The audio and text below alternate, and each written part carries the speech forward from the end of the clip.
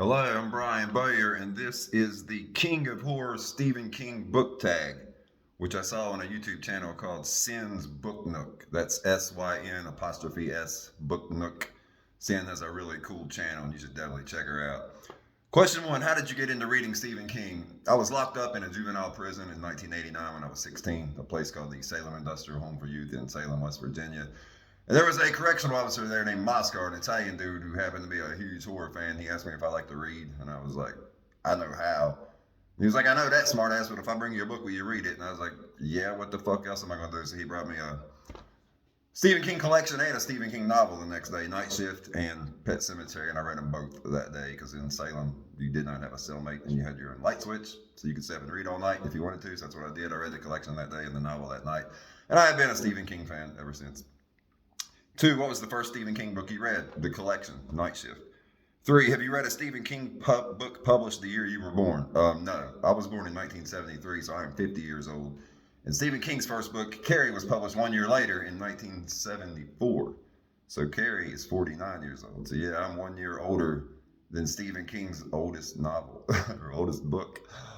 Which is crazy, man. When I was a drug dealing teenager back in the 1980s, like 13, 14 years old, I did not think I would live to make it to legal driving age. I figured I'd be dead before I was 16, man. Now I'm fucking 50. Crazy.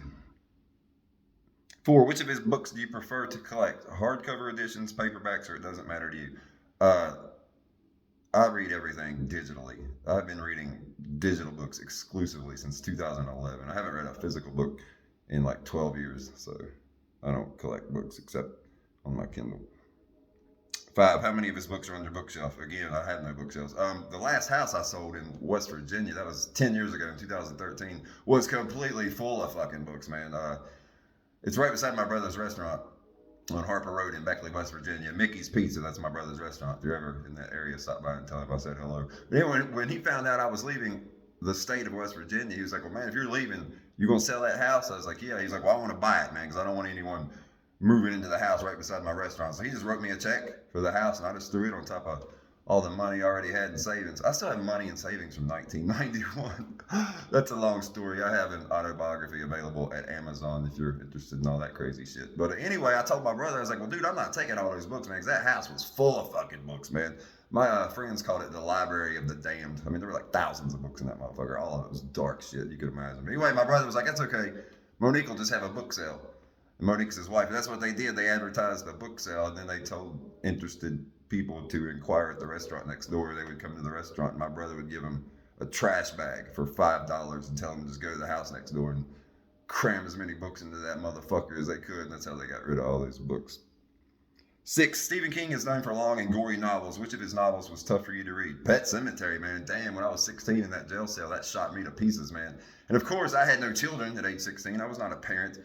But man, the death of Gage when he got hit by that truck, man, fucked me up, dude. And I was a hardcore motherfucker at 16, man. The 50-year-old Brian and even the 40-year-old Brian and the 30-year-old Brian are harmless, lovable fucking kitty cats compared to the motherfucker I was at 16. Believe that. And Stephen King fucking reduced me to a fucking...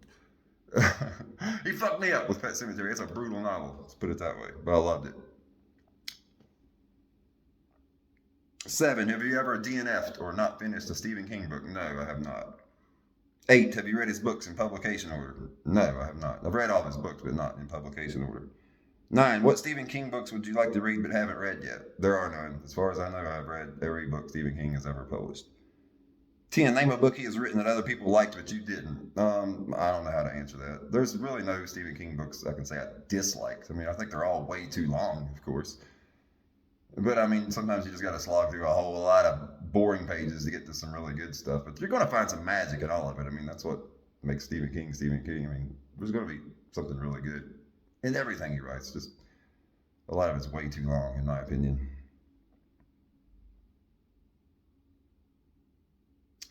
11, name a book of his you think is underrated. On Writing, man. That's my favorite one, man. You don't even have to be a writer to like On Writing. The thing's really not even about writing. It's just about his life, man. It's only like 250 pages, man, and it makes you wish he would write a fucking 1,000-page full-fledged autobiography. I mean, come on, Stephen. You write these 1,000-page fucking novels, man, then you give us this little under 300-page memoir, man. We want a full-fledged 1,000-page autobiography, Stephen King. Come on, dude, hook us up. 12. Creepy characters. Which Stephen King characters would you like to have dinner with? None. There is no one on planet Earth I want to have dinner with at all, man. I don't like eating with people. Just let me have my phone and a couple of YouTube clips to listen to while I eat, man. Why the fuck would I want to have dinner with fucking anyone? 13. Has Stephen King inspired you to start reading and writing? Yes, in that fucking juvenile prison cell, man. Right after I started, well, not right after, but not long after I started reading, I told Moscow to bring me a fucking notebook and some pencils, and I started writing short stories, man. And I would get out and give them to my friends and never get them back. And they all loved them. I wish I had them, man. I'm sure the writing was terrible, but the stories were killer, or at least they entertained me at the time. I know that. I had a lot of fun with them. 14. If you were able to meet Stephen King, what would you say? I would say, Stephen, pray tell me, why is a raven like a writing desk? If you've read his novel, The Shining, you know what I'm talking about. 15. Have you ever been to Bangor, Maine? No. I mean, I've been all across America, but the farthest northeast I've been is like all throughout Pennsylvania and Maryland and Washington, D.C. and Virginia, but I've never been up past that. I've never been up into like Vermont, New Hampshire, Delaware, Massachusetts, Maine. I've never even been to New York. I've been to Chicago and Los Angeles and, like I said, all across America, but that's as far northeast as I've been. I've never been up to Maine. 16. Which do you prefer more, his books or his movies? Books, definitely, but that's with everyone. I mean, with a book, I am the director and the author is basically just the screenwriter. So even if the book sucks, man, I can make it good in my head. But with a movie, I'm stuck with that director's vision. And 99.999% of the time, I'm like, man, this is fucking terrible. I mean, that's why I hardly ever even watch movies. 17. Name your favorite Stephen King movies. This is the last question. Well, The Shining. I saw that in a theater when I was 7 years old in 1980, and that remains to this day the greatest cinematic experience of my life. I mean, that blew me away at 7 years of age, man. I fucking loved it. And of course, Shawshank Redemption. That was a good one. And The Mist. Oh my God, man. I saw that with my first wife in 2007. So I was 34 and she was 22. And when we came out of the theater, crossing the parking lot toward my car, she said, "Can we just go to a pet store and look at puppies or something?" That's how fucked up she was after the brutal ending of that. The novella, by the way, The Mist, it does not end like that. The novella doesn't even really have an ending. I mean, you know they're fucked, but it doesn't really have an ending. But the movie definitely has an ending, and I loved it. I thought it was fucking great.